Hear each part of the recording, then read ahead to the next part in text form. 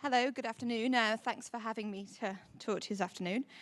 It's always kind of interesting when asked to talk about a slightly different subject, because wearable technology and health in the NHS that aren't necessarily the happiest bedfellows. They're not necessarily there yet. But what I want to talk to you about this afternoon is just looking at some of the opportunity and need that we in the NHS are beginning to identify, that where we're looking at kind of taking things forward. So in terms of context, in terms of preventative health, and I focus around behavioural change, so long-term behaviour change, looking at avoiding non-communicable diseases, we're facing a big black hole in terms of the NHS. So currently, for instance, a third of all 11-year-olds, so leaving senior school, leaving primary, going on to senior, are overweight or obese. Even more worrying, like this week, a fifth of all primary school starters are now classified as obese. So children, before they've even begun their kind of life cycle, as it were, at very early days, their life chances are being reduced. There's no two ways about it. You know, if you're obese at 5, then life chances and what you can achieve and what you can live are going to be fundamentally reduced. And it's not just in terms of being fat and not being able to achieve. It's looking at things that are going to very shortly be looking at cardiovascular disease, type 2 diabetes. And at the moment, we're looking at projections by 2020 that 4.4 million of us in the UK will have type 2 diabetes. Now it's huge, huge numbers. And the cost, both financially in terms of keeping you well and healthy, and also the cost that you're able as a societal member to be able to play a good part is absolutely huge. So within the NHS, we're now beginning, and I think healthcare as large is beginning to look at how do we prevent this. It continues to look on, at the moment we've got a 117% rise of under 30-year-olds being admitted to hospital for liver disease. Now, liver disease was not something you ever saw in an under 30. It just doesn't happen. It was a disease of old age, similar to kind of cardiac episodes. As you got older, as you became more sedentary, as you ate and drank more, this became an issue. More and more now, we're seeing it far, far younger. We're seeing fatty liver disease in children, so not just through alcohol. So if you're obese, your liver begins to give up as well because it's having to process a lot of fat. So the conditions are coming downstream. They're not everywhere. I mean, we did have this week, there was a 5-year-old girl. It was in the press yesterday. I don't know if anyone saw it. But she was taken into care because she hit 10 stone. Now, at 5, you should be no more than 3 stone. So she was 3 times her own body weight.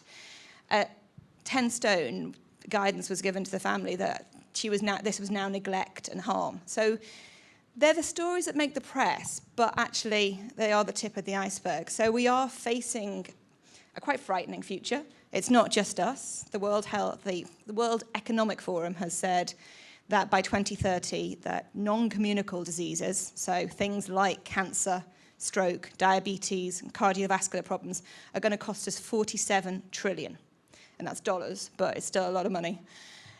That is on both looking after the ill and infirm because of their lifestyle, but also because what they then fail to put into the economy.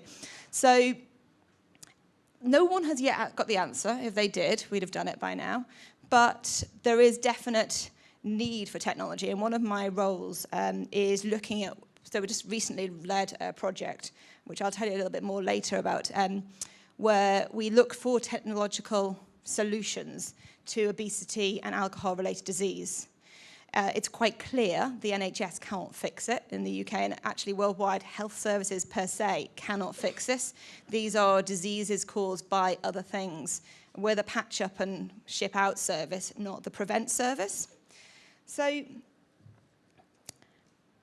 I kind of also began to think about technology and actually how it's time that technology actually plays its part in finding solutions, because actually if you think about technology, it's contributed to the problem.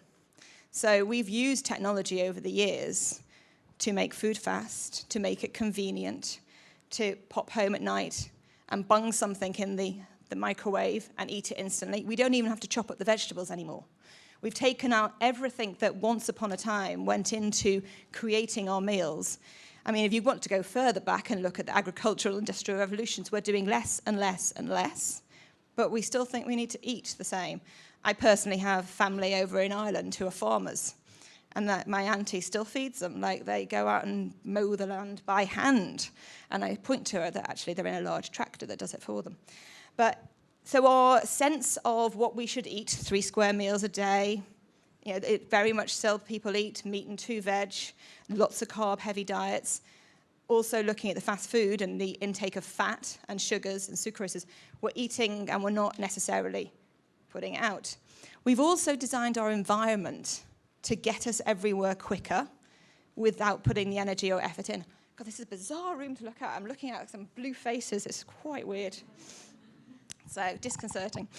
But we've designed the environment, and I often go and point out this to public health chiefs, that, and sometimes get slightly shot at, that while enabling society for the disabled, and quite rightly so, enabling everybody to have equal access, we've actually begun to disable the rest of society.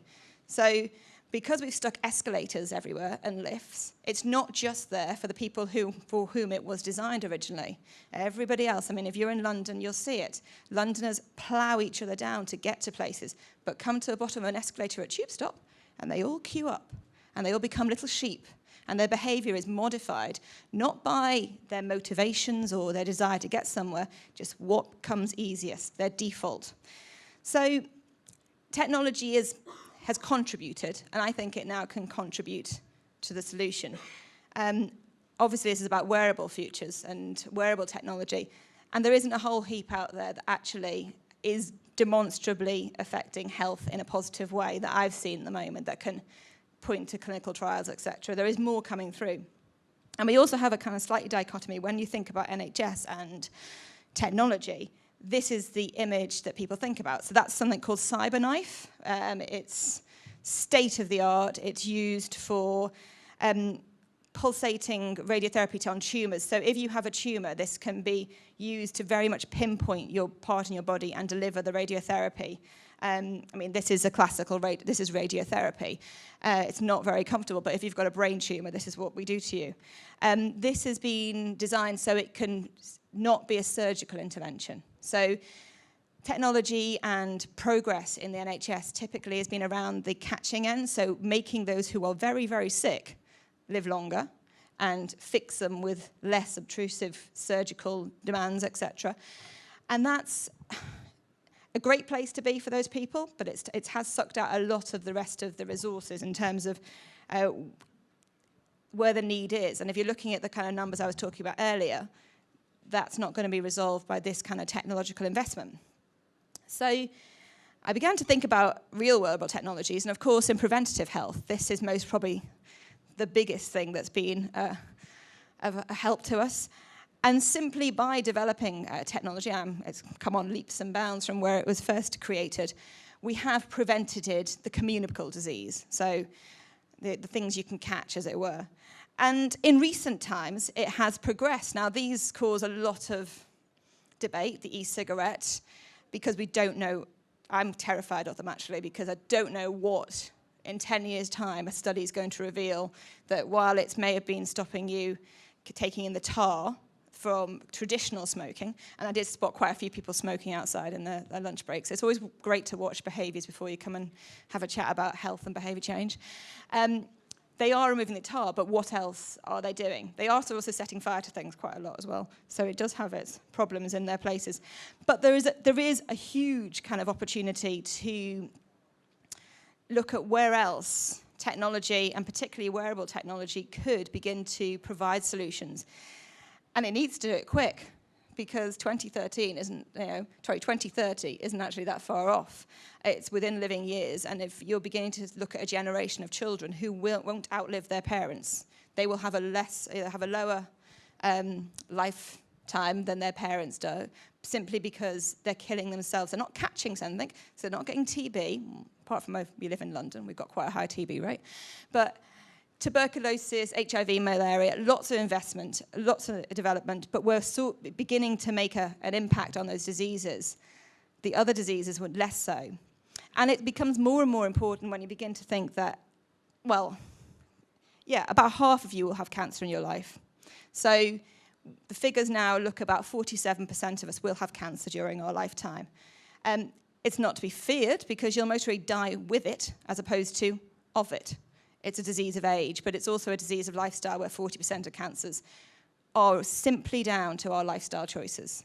A lot of them down to smoking, but obviously obesity and alcohol-related disease linked to that. So when you're looking at the percentage of the population who will need treatment and who will need care, preventing this vast amount of disease is obviously, it's big ticket money. Now, I love this bit in a presentation where you get to a picture and you think, why did I put that in there? And I can't remember. It's a bypass scar. So it's someone who's had a triple heart bypass. Maybe it'll come to me in a minute. Anyway. There is also, and you'll see this a lot, and it's been on the news quite a bit today, in terms of looking at dementia and another disease of the aged, and the numbers and quantities that will simply be looking at who will need care. And when you begin to think about wearable technologies, this is one area where people begin to think, well, actually, simply tracking somebody, because they go missing a lot. There are many, many man-hours spent looking. So more and more now in terms of using Twitter and social media, I'll often see missing so-and-so's last seen on this bus at this time. If you were able to track them, because there's going to be so many of us with dementia, all walking around, getting lost, the opportunity to be able to find them and bring them home safely and look after people. If you look at elderly, and it may not be that technological to you guys, and I think when I was talking about this, I was thinking, planning it, you are most really light years ahead of where we are in the NHS in some of this, but adapting some of the earlier technologies to use. So simple panic alarms, enabling people to live in their home because they have an alarm around their neck that if everything goes wrong, they can press it and they know help is near at hand, has fundamentally changed. They don't need to live in a care home or protected home. They don't need to be in hospital where the costs are huge. The focus also at health at the moment is also a lot around access to data. So there hasn't been that much that's begun to look at wearable technology, but there is also a lot about the patient access to data. So you're having your patient record. So there are lots of opportunities there to begin to start thinking about, well, if I'm going to own all the data that's about me, how does that happen? How do I link into the GP, the hospital, the social care setting? How do I connect that? Now, traditionally, and what we're doing at the moment, there's a vast amount of money being spent in terms of enabling hospitals to connect to GPs, but they're all independent. And the numbers in terms of, there's 8,000 plus GP practices in the UK, trying to get them all on the same operating system. It's not easy. Trying to get them all thinking about the same IT language, coding, trying to get all these foundation trusts who are all independent, organisations who can do what they want to do. So therefore, if they want to put in a fantastic IT system, they can do so. But the little county hospital down the road hasn't got a hope of doing that. So the connectivity it's difficult, and we're trying to do an awful lot to invest in that in terms of in the NHS. But it could be from the other angle. It could be the one thing that connects them is the patient. So looking at how that data and the personal patient record and how that's held. Now, that's been looked at in technology, but no one's yet thought about how it could be owned by the patient or owned and worn, as it were, so where you can take it with you at all times. Trying to think what else. So, we have been doing some things around preventative health. I don't know if anyone's ever come across Zombies Run. Oh, there's a few nods, good. It's always good when people... I do that in the NHS and they go, what? Zombies? We're going to talk about zombies. Marvellous. They're the deceased. We can no longer help them, Claire. So Zombies Run is... for me, it took the motivation that was different about health apps. So a lot of health apps you have, Fitbits, Fuel Bands, they are reliant on you being motivated already to want to lose weight, get fitter, and therefore they appeal to a very, very small segment of the market. The chap I showed up earlier on, maybe the one with the cardiovascular disease, or someone like my dad who had a triple heart bypass at the age of 73 earlier this year, it's not for him. But it took a story, and the motivation about being involved is that you're actually part of a game, a running game. And it's for pace running, and therefore when the zombies run and you can hear the zombie in your headphone chasing you, apparently you run faster. So it uses different motivations, and it's adapting the game. Now, 6 to start who do this project have been funded by the Small Business Research Initiative, which is a project I run by DH, that has developed the walk, and that launches today. And this takes it one step further because the phone has been adapted that has algorithms that read your movement. So you read your own personal walk and they learn it. It's a brilliant book by Naomi Alderman, who's a Granta top author. It's also a game if you're so inclined to want to extend it, the maps, etc. But the main thing is you can only listen to the book if you've walked. So it rewards you with the audio files. So it has a different motivation. It's not reliant on you wanting to go for a walk. It's going to hook you with a cliffhanger that means you've got to go around the block a few more times to make sure you can listen to that extra bit of story. There is extra game elements in there. And this, when we were judging, it's a game changer. Because when we're looking at behavioural change, it's not just about finding an app or having a solution to those millions of people who are going to be obese. It's about finding those individual motivations from the insight and the knowledge we know about certain audiences, what makes them tick. And this is focused on the older market, as it were. I think it's definitely, they say everyone from over 13, I think it's more of a 40 plus. But I'm now trialling this with King's College London and St George's Hospital Tooting, where we're going to give this to rheumatology in King's patients, so people with rheumatoid arthritis or surgical problems, etc., joint issues. And we're going to give it to patients at St George's who are in the cardiology clinic, so they may have had a surgical procedure, similar to my father, or they may have had congenital issues that they're basically they need exercise. And when we look at this kind of program, that's when we lose people. They'll do a little bit of work post-surgery because they know they don't walk from here to there, then they're never going to walk again. But once they've got to extend it, we lose people about week 6 or 7. They're all going to be given this. There's only a few of them, just to look at how they react with this in terms of their exercise, in terms of their adherence to the secondary prevention program, and in terms of in the NHS, in our job, once we've given you a nice shiny new heart arteries, which will cost about £10,000 procedure, we want to make sure we don't see you again in about 3 or 4 years' time. So walking and activity and diet is incredibly important. So if I can give them a £2.49 app, and we can prevent a £10,000 procedure, and that's a baseline, that's the surgery turning up on the day, never mind the care. My dad has more pills now than you know what to do with. So it's a step change. This is another one. Now, it's slightly different. It's not so wearable, but it is reliant on phone. And I must admit, everything we've seen so far that has been really reliant on technology and apps. When you run a competition, when you've got £2 million, you kind of get a little bit sick when you've seen your 100th app that comes through. But this is Step Jockey. And basically, it works on marking the physical environment for calorie burn. Again, it reads in your phone. When you go past a sign at the bottom of the stairs, when you've trotted to the top, you go past another sign, and it tells you how many calories you've burnt. It's not for your super fit gym bunnies. You're not going to burn thousands, but it's been particularly effective in office buildings where women of a certain age don't like lycra and don't go to a gym. They will use the stairs.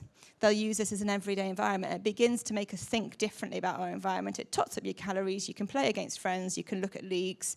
And it literally launched about 3 weeks ago. So we are just trying to think about how technological advances can change the environment and lead to prevention of disease as opposed to just fixing it. But these are the small things. I did pop up Don't Bother Up, but it's not really a wearable. But we're looking at Skype and using that for intervention and brief advice. So when we're seeing a lot of people now who are at the early days of alcohol problems, most probably you're looking at all you in the room here, who mostly drink a little bit more than you'd actually want to. And we need to start getting people to drink a little bit less. Don't Bottle It Up is being able to deliver a Skype intervention, so you could actually have your one-to-one, because some of the places you go for alcohol behavioural therapy, they're not exactly the nicest places on earth, and you guys would never cross the door of them. And the final one that we're looking at the moment, or we actually have funded one other, but I haven't got enough details to tell you about that at the moment, is Drink Coach. And that's, again, something that people can use to monitor their own behaviour and influence and affect their own behaviour. And that's the first thing, but the first level. it's new iterations coming out. So we are looking at technology and how it can alter our behaviour, but most of it, apart from the walk and step jockey, are using the motivations that we want to be better.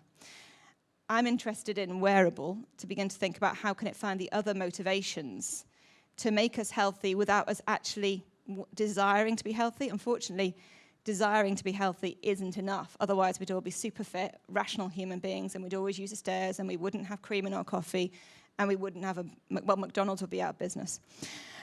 So I think I've articulated the demand is huge, the opportunity is huge, but we're dealing in the NHS, I would say, and even within public health, we're fixing and patching.